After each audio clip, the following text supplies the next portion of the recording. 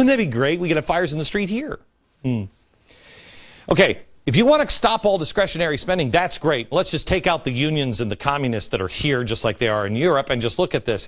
It may mean a military spending is cut as well. Defense. Food stamps for people who actually need food stamps. There are necessary things that we need, and there are necessary shared sacrifices. But we make those intelligently.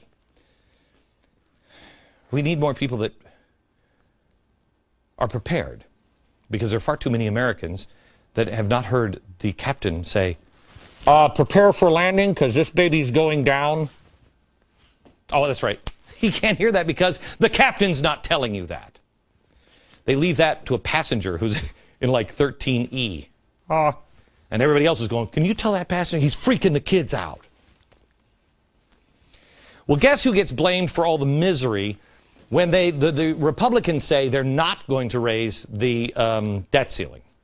The GOP, the Tea Party, the obstructionists, those who are just playing power and politics as usual. Everyone gets blamed except the actual culprits. And even if they just threaten to not pass it, the markets will be spooked. If they choose the alternative, if they raise the debt ceiling, well, then they're going to be called the party that doesn't stand for anything. The Tea Parties will bail on them. Americans will have an even harder time selling bonds. Oh, because there's another date coming up. Bonds. Bonds are like selling mortgages or buying a mortgage. You know when you go and get a mortgage to buy a house? Okay. And then they make you do all that ridiculous paperwork and you're like, okay, really? And in the old days, you know, they used to actually prove you had a job and that was your real name and the house really existed. You know those old-timey ideas. Well, the rest of the world is kind of like that with our bonds, our mortgages. So here's what's happening. We're trying to get, let's say, China to buy our bonds. Think about our financial house and all of our paperwork. We're like, yeah, my dog ate the tax receipts. Our house is a mess. And yet we're going for granite countertops. Lots of character there. Yeah. We have perpetually high unemployment. We have out-of-control debt. We're not serious. The rest of the world is starting to cut. We're spending more and more and more. And we have more and more people on the government dole, more than ever before. Well, you going to write that mortgage? Yeah, not so much. Now, I want you to look at all these dates. When do the bonds come due? It's starting in like March, don't they? Media matters. This one could be wrong. Look at the timing here. And let me bring up, since I was talking about Media Matters, and MoveOn.org and the Tides Foundation, all those great guys. Let's talk about your favorite, George Soros. He's already said that the GOP avalanche can't be stopped. And in a new AP poll showing nearly 1/4 of those who voted for Obama in 2008 are now defecting to the GOP. Make no mistake, all the signs point to a massive power shift towards the right. They know. The left knows all of these dates, and so does the right. But you know, you won't know it until that tidal wave is about to wash on our shore. It makes a cynical person say, George Soros knew all of this, right? And they know that they can direct all the rage to their political enemies, you know, which will ensure the destruction of the two-party system. Maybe we could have a one-party system. Yes, because if we could just eliminate all those crazy, confusing options. The Bush tax cuts expire at the end of the year. If they expire and there are massive tax hikes, GOP's fault. If they're renewed, oh, well, it's the same old policies that got us here in the first place. Don't raise the debt ceiling? Well, those evil Republicans want to fire teachers and firefighters. There'll be no more roads. $700 billion. Those rich, evil corporations are shorting the federal government. I read a frightening line from a political operative, and basically it was this. If the Tea Partiers have their way, there will be massive cuts and giant bailouts for Wall Street. That's the biggest lie I've ever heard. Tea Parties are against the Wall Street bailouts. Hello, are you listening? Call me. The line after that, however, was critical. Because remember, we're talking about the Tea Party and the Republicans here. Here's the president talking about Republicans. They were basically counting on you forgetting who caused the mess in the first place. Sounds to me like somebody is looking for someone to pin it on. And that somebody may be you. Unless you're for that guy. Then it's definitely not you. It's everybody else. I made some pretty serious statements here. You know, that we're set for failure. We're being set up for failure. And here's where it always goes off the rails, because people will always say, well, who would ever do that? Why would... Come on, keep me in the frame. Why would you do that? Let me tell you why they'd do it. I'll give you the answer to that next. Do you remember what the campaign slogan was in 1946 of the Republicans? Of course you do. You watch this show. You're a geek like me. But in case you missed that episode, in 1946, coming off of FDR, the closest thing to a dictator that we've ever had, Woodrow Wilson, then FDR. 2 years of Democrat Harry Truman after that, war is over, and the slogan was, had enough yet. Just like this sign, which is now being distributed in the Dallas County Republican Party. Slogan 1946, and slogan now. Truman's popularity had completely tanked. His approval rating fell to 33%. Democrats knew a slaughter was coming at the ballot box. Any of this sound familiar?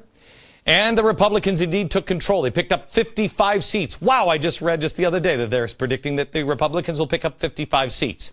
But the Democrats didn't stop playing politics. After winning the election, the Republicans were promptly blamed for everything. Do-nothing Congress come to mind. Booted out of office in 1948 because of a do-nothing Congress, because they couldn't get anything done. And they were effectively blamed for everything. They sat on the sidelines and could not gain control of Congress for the next 30 years. You see how quickly it can turn? Republicans went from hero to zero in 2 years. Are we going to repeat this? We already know this can happen again. Evidence is on the rise of the GOP, in the next 2 years. I mean, think about what is being reported about the GOP in 2008 after getting trounced in the election. People said the party was over. It was doomed, dustbin of history, blah, blah, blah, blah, blah, blah, blah. In less than 2 years, they're about to pummel Democrats who, all they had to do 2 years ago was smile, next to a cardboard cutout of Obama, and they'd get elected. Well, they can fall just as quickly as they rose. That's what Democrats are counting on, I believe. Maybe not Democrats. The really cynical, the spooky dudes, George Soros. If the GOP raises the debt ceiling, they're hypocrites. Big spending Republicans. If they don't raise it, America crumbles and they're to blame. You see what I mean?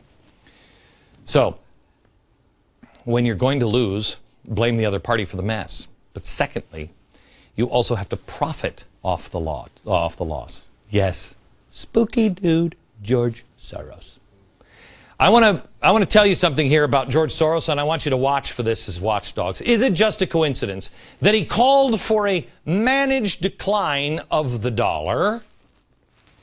A decline in the value of the dollar is necessary, yes, in order to compensate for the fact that the U.S. economy will remain rather weak, will be a drag on the global economy. We're such a drag on the global, it'd be weak.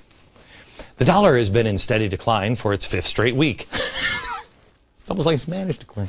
Soros, of course, has profited off the collapse of currencies time and time again in world history. My guess is spooky dude betting against America soon. The outcome, of course, is inevitable. We need to stop the drag on the rest of the world. Our money is being destroyed. And how do I know this? Well, here's the new $50 gold coin from the U.S. Mint. We ran out of these. Don't you love it when the United States government can't make coins anymore because they don't have enough gold? This is still marked a $50 gold piece. When this is $50, you could buy 2 good suits with it. Okay? You could probably still buy 2 good suits, I mean really good suits with this now, because now this is what, $1,400? So nothing has changed. This coin still buys you 2 really good suits. But wait a minute, this is $50. So the only thing that's changing in value, not the suits, not the gold, our money. Is our money increasing in value? No. Maybe in another 40 years, I could still buy 2 good suits with this coin. But I don't know how many suits I could buy with $1 or $50 or $1,500. Every time a currency is going to collapse, George Soros is there to bet against it. He has come out with an op-ed citing how concerned he is with the state of the economy in these countries. And I don't know, I'm a little concerned, and I'm spooky and authoritative looking. So he bails, and everyone follows suit because he's got to know something that we don't know. So you have to play politics, you got to profit off it, and finally, you're looking for power. Well, how do you gain power? Well, you need chaos. Oh, my goodness. Chaos. Oh, I got a book on the chaos, how to create chaos, by people who want global communism. And this one was, look what's happening in France now. Over 1 million people are protesting in the streets over austerity cuts. The unions and the communists are causing the chaos. Don't believe me? Read it in their own words.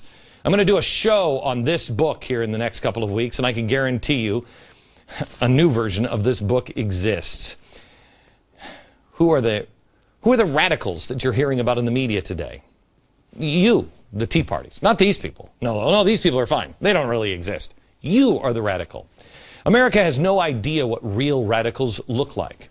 I want to leave you with this. In France, in England, this is what they look like. Oh, look at that. It's a communist flag and a coffin. Isn't that great? Unions, communist. Same people in power here. Unions and communist. Richard Trumka from the AFL-CIO, been speaking at events endorsed by the Democratic Socialists of America. I know I'm preaching to the choir here. I know you know we have problems. And sometimes it's easier to talk about the problems than solutions, because the solutions seem so ridiculously small compared to the scale of our problems. But solutions are not going to come from an election or politician. You must go out and vote. But people are all offering just varying degrees of the same solution. It needs to be a little more drastic. And it all centers around you. So what do we do about it? That's next. A new survey says that Americans are losing their ability to think outside the box. That ability may be our most valuable asset. Glenn explains next.